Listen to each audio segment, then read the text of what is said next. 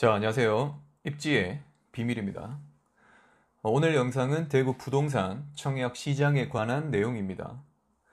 요즘 대구 청약 시장이 경쟁률도 예전 같지 않고 미달 사태도 나오고 있기 때문에 불안해하시는 분들이 많은 것 같습니다.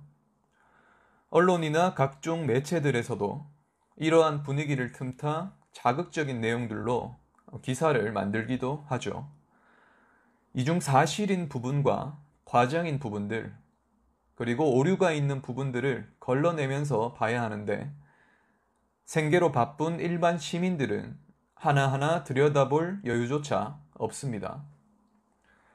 실제 대구 청약 시장은 현재 어떤 상황인지, 그리고 우리가 앞으로 대처해야 할 방향과 전략은 무엇인지 크게 세 가지 측면으로 살펴보겠습니다. 먼저 대구 청약률이 부진한 이유입니다. 대구 청약 경쟁률이 예전보다 많이 약해졌는데 여기엔 두 가지 이유가 있습니다. 우선 8개월 전인 작년 12월에 대구가 조정 대상 지역에 지정되면서 청약 가능한 통장 자체가 갑자기 줄게 됩니다. 조정 지역에 선정되면서 우선 청약 1순위의 조건인 가입 기간이 6개월에서 2년으로 바뀌었습니다. 6개월 기준으로 계획을 맞춰놓은 분들은 순식간에 1순위 청약을 못하게 되었습니다. 그리고 과거에는 세대원도 1순위 청약이 가능했지만 이제는 세대주만 되는 점, 그리고 해당 세대에 과거 5년 이내에 당첨자가 없어야 하는 점 또한 1순위 자격을 갖춘 범위를 확연히 줄여놓았습니다. 그리고 조정 대상 지역이 되면서 1주택 이상은 중도금 대출이 안 되기에 처분 서약을 해야 하고 대출의 비율 또한 50%로 제한이 되었습니다. 예전에는 계약금 이후 잔금까지는 들어가는 자금이 없어 부담이 덜했다면 지금은 중간에 잔압으로 납부해야 할 돈을 마련해야 하기에 부담이 가중되었습니다. 그리고 등기시까지 전매 제한이 걸린다는 점, 재당첨 제한 7년이 걸린다는 점 등이 추가적으로 경쟁률을 떨어뜨리는 요인이 됩니다. 어떤 기사들을 보면 이런 부분들을 간과하고 단순히 조정 전인 작년 청약 경쟁률과 비교하는 내용이 있던데 그런 비교는 의미가 없는 것 같습니다. 그리고 이런 제도적인 부분 말고도 심리적인 부분이 있겠습니다. 이제 대구 시민 모두가 다 아는 23년, 24년 물량 과다로 인해 청약자들의 매수 심리에 영향을 주고 있습니다.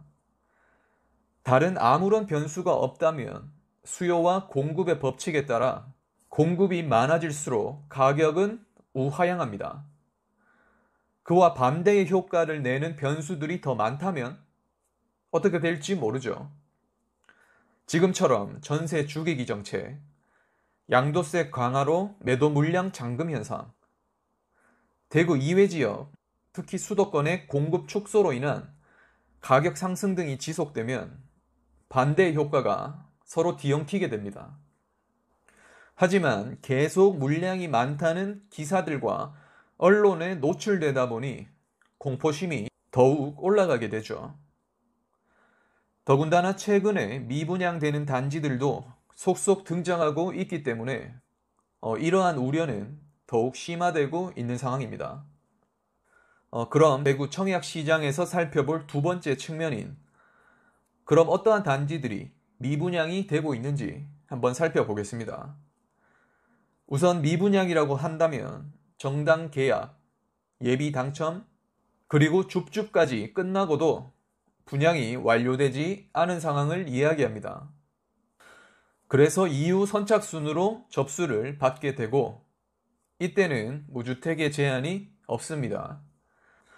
현재 선착순 진행 중인 단지들은 안심 호반, 안심 파라곤, 용계 푸르지오, 북구청역 푸르지오, 파동 해모로, 동대구역 엘쿠르 에비뉴1, 한라하우젠트 센트로, 대구역 SDI 프라임 등입니다. 이런 지역의 공통점은 대구 외곽 지역이거나 나홀로 단일동 아파트라는 점입니다. 즉, 가격 대비 입지의 매력이 떨어지는 곳으로 지금이 아니더라도 미분양이 날 수 있는 상황이라는 점이죠. 얼마 전 대구 청약시장 팩트체크 영상에서도 말씀드렸듯이 이미 예전에도 외곽 지역의 미분양은 있어 왔습니다. 그런데 이게 마치 23년, 24년의 물량 과다 때문에 발생되었다는 듯이 몰아가고 있는 것이 문제입니다.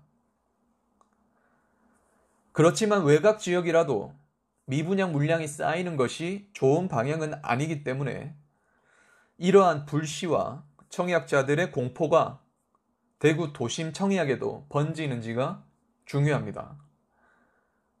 현재 도심에서 선착순 단계 직전인 무순위, 소위 줍줍 단계에 있는 단지들이 중요한 시점입니다.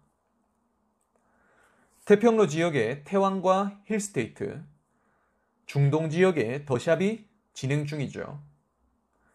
힐스테이트는 2개 동 소규모라서 애매한데 시장에서 아파트로 인정을 해줄지 아니면 다른 단일동 아파트처럼 미분양이 될지 지켜봐야겠죠. 그리고 태왕과 더샵의 무순위 결과도 유심히 살펴볼 필요가 있는 것 같습니다. 자, 그럼 마지막 3번째로 그럼 앞으로 청약 전략은 어떻게 세우면 좋을지 함께 생각해 보겠습니다. 결론부터 말씀드리면 경쟁률이 약해진 이때가 무주택 실수요 분들에게는 기회가 될 수 있다고 말씀드립니다. 작년까지만 하더라도 원하는 곳에 청약이 된다는 것은 정말 어려운 부분이었죠. 하지만 지금은 경쟁률이 많이 떨어져 있기 때문에 정당 당첨이나 예비 당첨까지 가면 확률이 많이 높아졌습니다. 그리고 시행사 입장에서도 경쟁률이 낮아진 상황에서 가격을 높게 책정할 수가 없기 때문에 더 좋은 상황인 것이죠. 이제는 선당 후곰이 아닌 성곰 후당의 전략으로 청약자들이 가고 싶은 곳을 넣으면 됩니다. 그렇기 때문에 어떤 입지에 청약을 넣을 것인가 미리 공부해 두는 것이 무엇보다 필요한 상황입니다. 분양가나 경쟁률은 변해도 입지는 변하지 않기 때문에 입지 좋은 곳에 잘 청약을 해서 들고 있으면 큰 걱정이 없습니다. 23년, 24년도에 최종 가격은 어떻게 될지 모르나 입지 좋은 곳은 다 같이 오를 때 더 오르고 다 같이 떨어질 때 덜 떨어지기 때문이죠. 인구가 감소하면 도시는 자연적으로 도심으로 인프라를 압축시키게 됩니다. 그 말은 도심 쪽으로 돈이 계속 투입된다는 의미이고 사람들은 그 인프라를 누리기 위해 모여듭니다. 그리고 그 인프라의 이용 효율성을 높이기 위해 교통 편의성을 증가시키고 연계 기능을 활성화시킵니다. 그래서 청약을 넣으실 때 방향성은 도심 쪽으로 넣는다고 잡으시면 좋습니다. 그리고 본인 생활권과 맞는 곳으로 교집합을 찾아 나가시길 추천드립니다. 자, 이렇게 오늘은 대구 부동산 청약 시장 진단과 전략에 대해 살펴보았습니다.